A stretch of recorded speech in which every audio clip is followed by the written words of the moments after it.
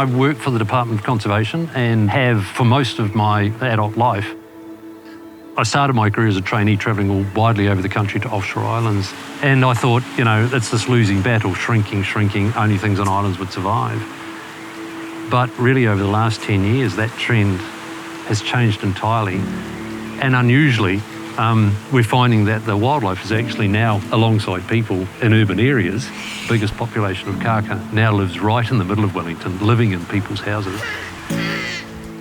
This burgeoning expansion of wildlife actually all resulted from it having an eco-sanctuary in the middle of Wellington. It's called Zealandia. Translocations of wildlife have just spread out in a halo effect, and as predator trapping has expanded and expanded and expanded, we're now having kākā out past Plympton, saddleback come out of the reserve where they've nested outside the fence. Stitchbirds are seen in people's back gardens. I don't think I would have ever visualised this happening anywhere through my career up until the last few years.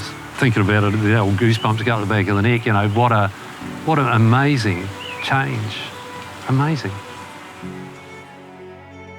Where we find ourselves today is just a sequence of steps. First, Zealandia and the introduction of wildlife behind a predator-proof fence. The second step was this halo effect with birds spilling out and people feeling compelled to protect them. And of course, then the third step is, what else can we do? Ultimately, the natural extension of that was, you know, as Kiwis, you know, we wanted to see Kiwi.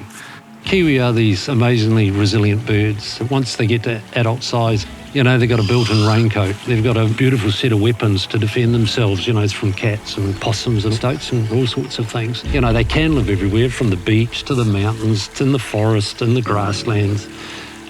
And really all we have to do is take the care to get them through to adult size.